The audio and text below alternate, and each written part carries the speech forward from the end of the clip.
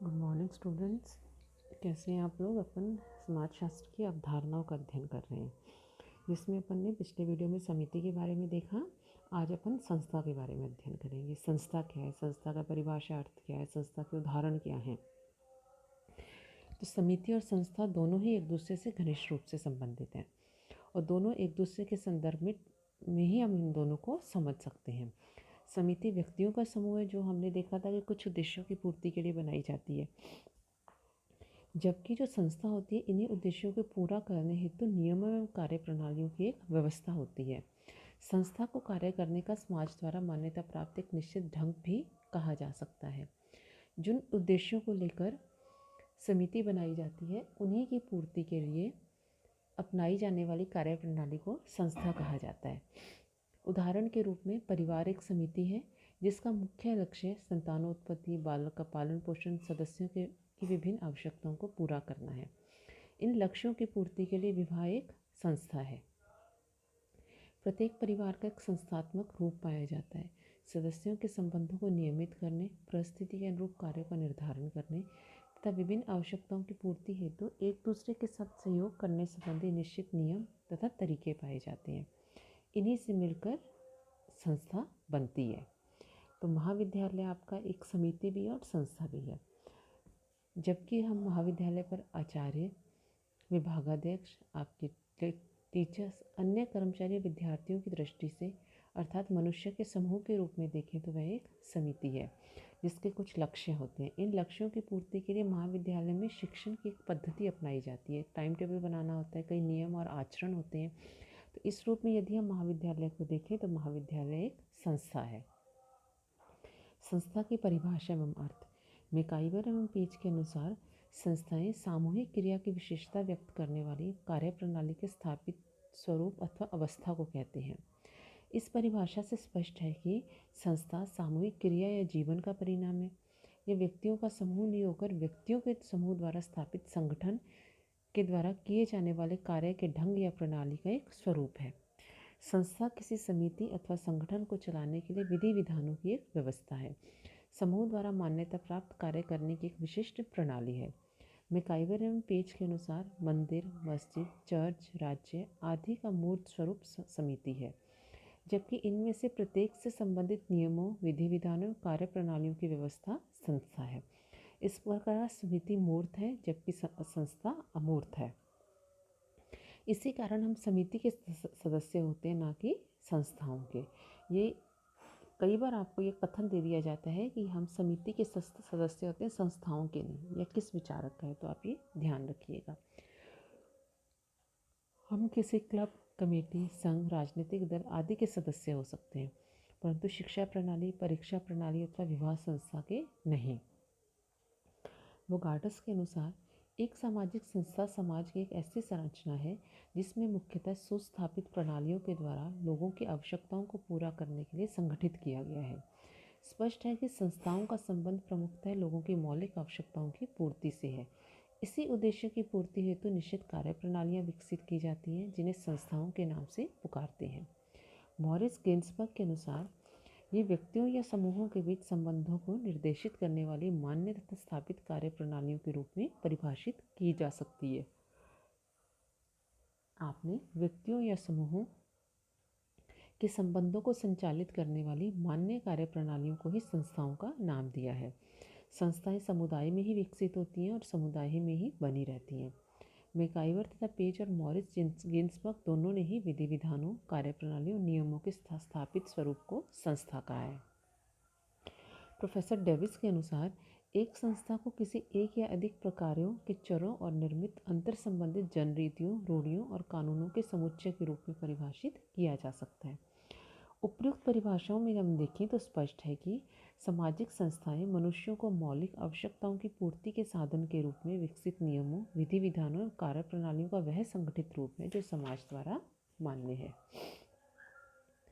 संस्था की विशेषताएं। पहली है, गिलिन एंड गिलिन नामक विद्वानों ने संस्था की निम्न विशेषताओं का उल्लेख किया है। पहली है, संपूर्ण सांस्कृतिक व्यवस्था में संस्था एक इकाई के रूप में कार्य करती है। द्वितीय, अधिक स्थायित्व होता है इसका, ये लंबी अवधि के बाद इसका विकास होता है। तो वह भी उस समय जब कार्य के विशिष्ट तरीके अपनी उपयोगिता प्रमाणित करते हैं। इसी कारण हम कहते हैं कि संस्थाएं काफ़ी लंबे समय तक चलती हैं। एक या अनेक सुस्पष्ट उद्देश्य। प्रत्येक संस्था के एक या कुछ निश्चित उद्देश्य होते हैं। ये उद्देश्य प्रमुख मानवीय आवश्यकताओं से संबंधित होते हैं। जैसे विवाह संस्था के कुछ उद्देश्य हैं, यद्यपि विभिन्न समाजों में इन उद्देश्यों में अंतर पाया जाता है। सांस्कृतिक उपकरण है। प्रत्येक संस्था के संबंधित कुछ भौतिक और अभौतिक उपकरण होते हैं जो संस्था के उद्देश्यों की दृष्टि से उपयोगी होते हैं, जैसे भवन, फर्नीचर, औजार, मशीन। संस्था के भीतर भौतिक और विचार, आदर्श मूल्य, कार्य प्रणाली आदि अभौतिक उपकरण है। प्रतीक। प्रत्येक संस्था का अपना एक प्रतीक होता है जो भौतिक अथवा भौतिक कुछ भी हो सकता है, जैसे क्रॉस चर्च का, ओम आर्य समाज का प्रतीक है, हिंदुओं का मंगल कलश विवाह संस्था का प्रतीक है। फिर हम देखते हैं परंपरा। प्रत्येक संस्था की कुछ लिखित या अलिखित परंपराएं होती हैं जिनके द्वारा व्यक्तियों के व्यवहार पर नियंत्रण रखा जाता है। ये परंपराएं लोगों के व्यवहारों में अनुरूपता या समानता लाने में भी योगदान देती हैं। अब संस्था की कुछ अन्य विशेषताएं, आवश्यक तत्व। संस्था के निर्माण के लिए आवश्यक तत्व क्या क्या है? एक विचार। संस्था के लिए प्रथम आवश्यक तत्व एक विचार या किसी मनुष्य के मस्तिष्क में आना है। किसी आवश्यकता की पूर्ति के साधन के रूप में विचार उत्पन्न हो सकता है। धीरे धीरे यही विचार विभिन्न स्तरों से गुजरकर एक संस्था का रूप ग्रहण कर लेता है। विशिष्ट उद्देश्य। प्रत्येक संस्था की उत्पत्ति का आधार कोई ना कोई आवश्यकता होती है जिसके अभाव में इसका विकास संभव नहीं है, अर्थात उद्देश्य के कारण ही प्रत्येक प्रकार की संस्था का विकास होता है। संरचना। प्रत्येक संस्था की अपनी एक संरचना होती है जो अन्य समाजों में उसी प्रकार की संस्था की संरचना से भिन्नता लिए होती है। जैसे विवाह की संस्था सभी समाजों में पाई जाती है, परंतु विभिन्न समाजों की इसकी संरचना में अंतर हो सकता है। अभिमति एवं अधिकार। संस्था का एक आवश्यक तत्व समूह या समाज की स्वीकृति है। इसी स्वीकृति के आधार पर संस्था को कुछ अधिकार या सत्ता प्राप्त होती है। इसी सत्ता के कारण संस्था मनुष्य के व्यवहारों को नियंत्रित कर पाती है। स्थायित्व। संस्थाएं साधारणतः स्थायी होती हैं क्योंकि इनका विकास मानवीय आवश्यकताओं की पूर्ति के साधन के रूप में होता है और ये आवश्यकताएं काफ़ी लंबे समय तक बनी रहती हैं। परंतु स्थायित्व का यह तात्पर्य नहीं कि संस्थाएं कभी परिवर्तित होती हैं, परिवर्तित ही नहीं होती। जैसे मनुष्यों की आवश्यकता में परिवर्तन आता है, उसके साथ ही संस्थाओं का भी रूप बदलता जाता है। प्रतीक। प्रत्येक संस्था का अपना एक प्रतीक होता है, भौतिक और अभौतिक कुछ भी हो सकता है। विरासत। प्रत्येक संस्था का विकास काफ़ी लंबी अवधि के बाद होता है। संस्था समूह या समाज द्वारा स्वीकृत एक कार्य प्रणाली के रूप में होती है। चूँकि संस्था मानवीय आवश्यकताओं की पूर्ति का एक साधन है और ये आवश्यकताएं बनी रहती हैं, अतः संस्था पीढ़ी दर पीढ़ी हस्तांतरित होती है। अब हम देखेंगे संस्थाओं के प्रकार कौन कौन से हैं। जैसे कुछ विशिष्ट उद्देश्यों को लेकर हम समितियां बनाते हैं, वही उनके कार्य संचालन की दृष्टि से कुछ संस्थाएं विकसित होती हैं। मैकाइवर और पेज के अनुसार प्रत्येक समिति का एक संस्थात्मक पक्ष होता है और जिसके अभाव में कोई भी समिति अपने लक्ष्यों की प्राप्ति नहीं कर सकती। इन विद्वानों ने तालिका के माध्यम से स्पष्ट भी करने का प्रयास किया है, यह आप अपनी किताबों में देख सकते हैं।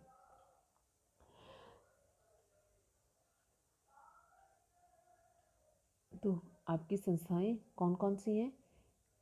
जैसे विवाह है, आपकी महाविद्यालय है, आपका संविधान है, आपका धर्म से रिलेटेड आपकी जो है ये आपकी जो संस्थाएं मानी जाती हैं। तो आपका हमने संस्थाओं का देखा।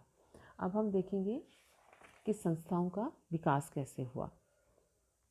इस चित्र में आप देख रहे हैं कि संस्था के लिए सर्वप्रथम किसी विचार का होना या आइडिया का होना या धारणा का होना आवश्यक है। विचार के बाद वह आदत या समूह की आदत या जनरीति बनती है। समूह की आदत, जब लोग इसी एक तरीके द्वारा व्यक्ति को अपनी आवश्यकता की पूर्ति में सफल होते देखते हैं तो उस तरीके को समाज के अन्य लोग भी अपनाते हैं। जब समाज के अनेक व्यक्ति उस तरीके की बार बार पुनरावृत्ति करते हैं तो वह क्रिया समूह की आदत या जनरीति बनती है। इस प्रकार जनरीति समूह की आदत का ही दूसरा नाम है। फिर हम देखते हैं प्रथा। जब जनरीति को एक पीढ़ी से दूसरी पीढ़ी को हस्तांतरित किया जाता है तो उसमें भूतकाल का सफल अनुभव जुड़ा होता है, उसे समाज द्वारा मान्यता प्राप्त हो जाती है तो वह प्रथा का रूप धारण कर लेती है। रूढ़ि या लोकाचार। जब प्रथा में सामूहिक कल्याण की भावना जुड़ जाती है और सारे समूह की स्वीकृति बन जाती है तो मिल जाती है, तो वह रूढ़ी या लोकाचार बन जाती है। ढांचा, चूँकि रूढ़ियों और लोकाचारों को समाज के लिए कल्याणकारी माना जाता है, इसलिए उनकी रक्षा हेतु तो उसके चारों ओर कई छोटे छोटे नियम, उपनियम, कानून और कार्यविधियों का एक ढांचा बन जाता है। उसी से संस्था का जन्म होता है। तो फिर संस्था विकसित होती है। तो संस्था आपकी विचार, आदत, जनरीति, प्रथा, लोकाचार से निर्मित एक व्यवस्थित संरचना है जिसका उद्देश्य मानव आवश्यकताओं की पूर्ति करना है। संस्था नियमों की एक व्यवस्थित एवं अथवा कार्यप्रणाली होती है। तो हमने देखा कि संस्था का विकास विभिन्न चरणों से गुजरते हुए होता है। तो आप जब अपना उत्तर लिखेंगे उत्तर पुस्तिका में, तो आप अगर आपका संस्था पे प्रश्न आता है तो आप अगर इस चार्ट को बनाएंगे, इस डायग्राम को, तो मार्क्स अच्छे मिलते हैं। और आपको खुद को भी इसको बना के जब आप अध्ययन करेंगे तो आपको अच्छा समझ में आएगा। संस्थाओं का महत्व क्या है? मानवीय आवश्यकताओं की पूर्ति में सहायक है, व्यक्तियों के कार्य को सरल बनाती है, व्यवहार में अनुरूपता है, व्यवहारों पर नियंत्रण रखती है, संस्कृति की विवाहक है, परिस्थिति एवं भूमिका का निर्धारण करती है, सामाजिक परिवर्तन में सहायक है। तो ये सब हमने समिति के संस्था के उद्देश्य, कार्य, महत्व देखा। तो आप इसे पढ़िएगा। कई बार कुछ उदाहरण देके पूछ लिया जाता है कि ये समिति अथवा संस्था, तो आपको क्लियर होना चाहिए कि समिति क्या है और संस्था क्या है। समिति अस्थायी है जबकि संस्था स्थायी होती है। उसके कुछ निश्चित उद्देश्य होते हैं जबकि ये कार्य प्रणालियों की एक व्यवस्था होती है। तो आपको क्लियर होना चाहिए कि समिति क्या है, संस्था क्या है। ठीक है, धन्यवाद।